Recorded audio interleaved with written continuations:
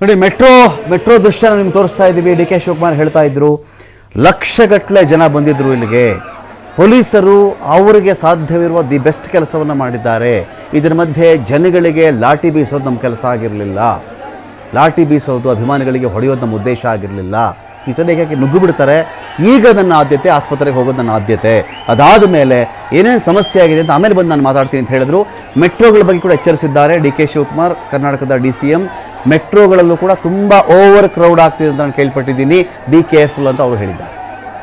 Metro ಸ್ಥಿತಿ ಇದು, metro ಸ್ಟೇಷನ್ಗಳ ಸ್ಥಿತಿ ಇದೆ ಇಲ್ಲಿಯೂ ಕೂಡ ಯಾವುದೇ ಕಾರಣಕ್ಕೂ ಕಾಲು ತುಳಿತ ಆಗದೆ ಇರಲಿ. ಆರಾಮಾಗಿ ರೈಲ್ ಹತ್ರ ಮನೆಗೆ ಸೇರ್ಕೊಳ್ಳಿ. ಮೊದಲು ಮನೆಗೆ ಹೋಗಿ. ನಿಮ್ಮನ್ನು ನಂಬಿಕೊಂಡವ್ರು ಇದ್ದಾರೆ, ನಿಮಗೋಸ್ಕರ ಕಾಯ್ತಾ ಇರ್ತಕ್ಕಂಥ ತಾಯಿ ಇದ್ದಾಳಲ್ಲಿ, ತಂದೆ ಇದ್ದಾರೆ ನಿಮ್ಗೆ ಕಾಯ್ತಾ ಇದ್ದಾರಲ್ಲಿ, ಪುಟಾಣಿ ಮಕ್ಕಳಿವೆ ನಿಮಗೆ, ನಿಮ್ಮನ್ನು ನಂಬಿಕೊಂಡು ಅವರು ಜೀವನ ಮಾಡ್ತಾ ಇವೆ. ನೀವು ಸತ್ತು ಹೋದರೆ ಆ ಮಕ್ಕಳಿಗೆ ಯಾರೂ ಗತಿ ಇಲ್ಲ. ಮಕ್ಕಳು ಅನಾಥರಾಗ್ತಾರೆ, ತಬ್ಬಲಿಗಳಾಗ್ತಾರೆ. ಆ ಜೀವ ಪರ್ಯಂತ ಅಪ್ಪ ಇಲ್ಲದೆ ಅಮ್ಮ ಇಲ್ಲದೆ ಸಾಯ್ಬೇಕಾಗತ್ತೆ. ನಿಮ್ಗೊಬ್ಬ ಸಹೋದರ ಇದ್ದಾನೆ, ನಿಮ್ಗೊಬ್ಬಳು ಸಹೋದರಿ ಇದ್ದಾಳೆ, ಮನೆಯಲ್ಲಿ ವೆಯ್ಟ್ ಮಾಡ್ತಾ ಇದ್ದಾರೆ. ಹೆಂಡತಿ ಕಾಯ್ತಾ ಇರಬಹುದು ನಿಮಗೆ, ನಿಮ್ಮ ಗಂಡ ವೆಯ್ಟ್ ಮಾಡ್ತಾ ಇರಬಹುದು, ನಿಮ್ಮ ಅಜ್ಜಿ ತಾತ ನಿಮಗೋಸ್ಕರ ಕಾಯ್ತಾ ಇರಬಹುದು. ಮನೆಗೆ ಹೋಗಿ ಸೇರ್ರಪ್ಪ ಮೊದಲು. ಮೆಟ್ರೋ ರೈಲ್ವೆ ಸ್ಟೇಷನಲ್ಲೂ ದುರಂತ ಮಾಡ್ಕೋಬೇಡಿ. ಪ್ರತಿ ವರ್ಷ IPL ಸೀಸನ್ ಬರುತ್ತೆ, ಪ್ರತಿ ವರ್ಷ ಕ್ರಿಕೆಟ್ ಮ್ಯಾಚ್ಗಳು ಬರ್ತವೆ, ಬೇರೆ ಬೇರೆ ಸೀರೀಸ್ ನಡೆಯುತ್ತೆ. T20ಯಲ್ಲೂ ಇದೆ, ಒನ್ ಡೇನಲ್ಲೂ ಇದೆ, ಟೆಸ್ಟಲ್ಲೂ ಇದೆ. ದುಡುಕಬೇಡಿ. ಮನುಷ್ಯರು ಕಾಲು ತುಳ್ಕೊಂಡು ಸಾಯುವಂತಹ ಹೀನಾಯ ಸ್ಥಿತಿ ತಲುಪಬೇಡಿ ಯಾರು ಕೂಡ. ಘೋರ ಇದು.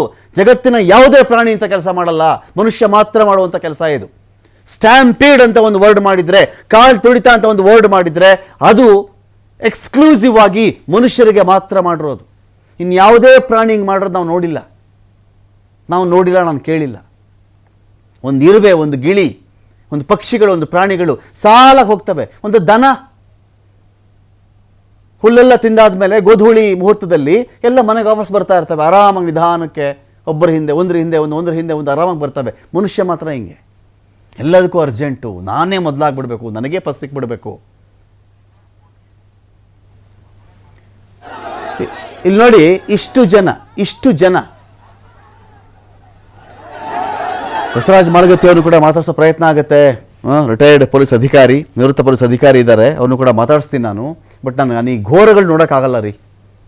ನಾನು ಆಗಲೇ ಹೇಳ್ತಾ ಇದ್ದೆ ಒಂದು ಮಾತನ್ನು, 10 ಸಾವಾಗಿದೆ ಅಂತ ಹೇಳ್ತಾ ಇದ್ದೀನಿ ನಾನು ಹೇಳಿರ್ತಕ್ಕಂಥ ಮಾಹಿತಿನೇ ಸುಳ್ಳಾಗಿ ಅದೊಂದು 5ಕ್ಕೋ 3ಕ್ಕೋ 2ಕ್ಕೋ ಯಾರೂ ಸತ್ತೇ ಇಲ್ಲ ಅಂತ ಬಂದುಬಿಟ್ರು ನನಗೆ ಬೇಜಾರಿಲ್ಲ ರೀ.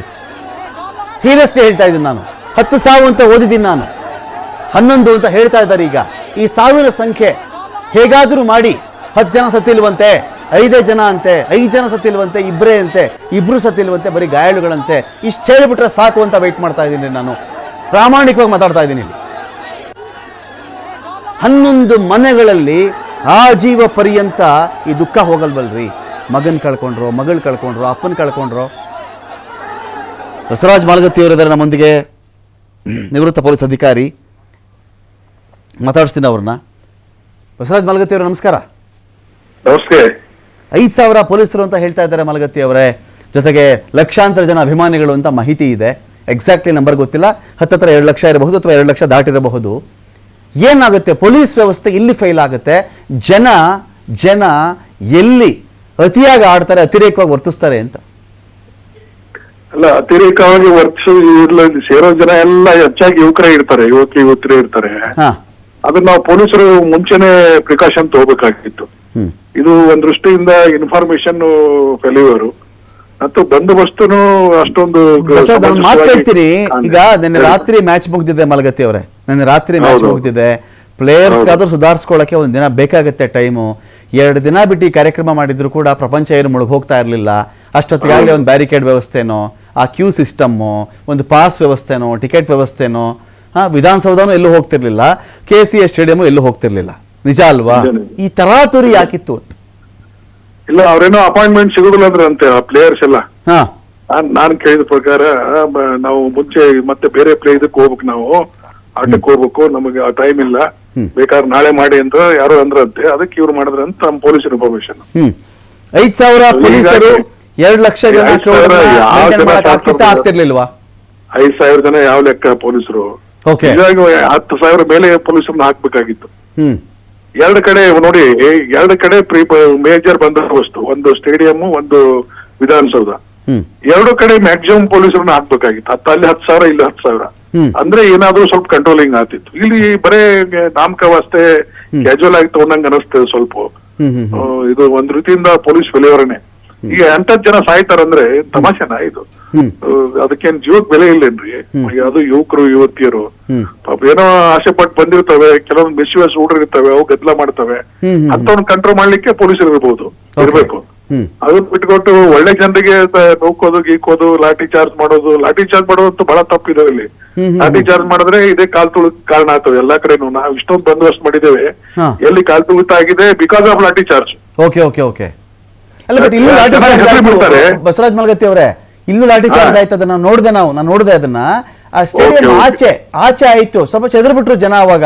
ಆಮೇಲೆ ಏನಾಯ್ತು ನನಗೆ ಗೊತ್ತಿಲ್ಲ, ಅದು ವಿಷಸ್ ಇಲ್ಲ ನಮ್ಮ ಬಳಿಯಲ್ಲಿ. ಅದು ಅಲ್ಲ, ಒಳಗಡೆ ಒಂದ್ ಕಡೆ ಏನಾಗ್ಬಿಡ್ತದೆ ಪೊಲೀಸ್ ಮೆಂಟಾಲಿಟಿ, ಒಂದ್ ಕಡೆ ಲಾಠಿ ಚಾರ್ಜ್ ಮಾಡಿದ್ರೆ ಎಲ್ಲಾ ಕಡೆ ಓಡಾಕ್ ಶುರು ಮಾಡ್ಬಿಡ್ತಾರೆ ನಮ್ಮ ಪೊಲೀಸ್. ಆ ಮೆಂಟಾಲಿಟಿ ಇದೆ. ಒಳಗಡೆ ಕಾಲ್ ತುಳಿತವ್ರು ಹೊಡಿತಾರಂತೆ ಭಯದಿಂದ ಓಡ್ತಾರ್ರಿ, ಯಾರು ಹಂಗ ಓಡೋದಿಲ್ಲ. ಇವ್ರು ಹೊಡಿತಾರ, ಲಾಠಿ ಚಾರ್ಜ್ ಮಾಡ್ತಾರೆ ಅಂದ್ಕೂಡೇನೆ ಕಾಲ್ ತುಳಿತ ಹೆಚ್ಚಾಗೋದು. ನಾವು ನೋಡಿದ್ದೇವೆ, ನನ್ನ ಸರ್ವಿಸ್ ನಲ್ಲಿನೂ ಸಾಕಷ್ಟು ಕಾಲ್ ತುಳಿತ ನೋಡಿದ್ದೇವೆ ಬಿಕಾಸ್ ಆಫ್ ಪೊಲೀಸ್. ನನಗೆ ಸ್ಪಷ್ಟವಾದ ಮಾಹಿತಿ ಇಲ್ಲ ಬಸವರಾಜ್ ಅವರೇ. ಇಲ್ಲೊಂದು ಲಾಠಿ ಚಾರ್ಜ್ ಆಗಿರೋದು ನಿಜ, ತೀವ್ರ ಪ್ರಮಾಣದಲ್ಲ, ಸ್ವಲ್ಪ ಚದುರಿಸಿದ್ದಾರೆ, ಆ ಕಡೆ ಹೋಗ್ರ ಈ ಕಡೆ ಬರಬೇಡಿ ಅಂತ ಹೇಳಿ. ಗದ್ದಲ ಜಾಸ್ತಿ ಆದ್ಮೇಲೆ ಪೊಲೀಸರು ಸ್ವಲ್ಪ ಲಾಠಿ ಚಾರ್ಜ್ ಮಾಡ್ಲೇಬೇಕಾಗ್ತದೆ ಮೈಲ್ಡ್ ಆಗಿ. ಓಕೆ. ಬಟ್ ಅದ್ರದ್ದು ಹವಾಕ್ ಬಹಳ ಅದ್ರದ್ದು ರಿಪರ್ಕೇಶನ್ ಬಹಳಷ್ಟು ಆಗ್ತದೆ. ಓಕೆ.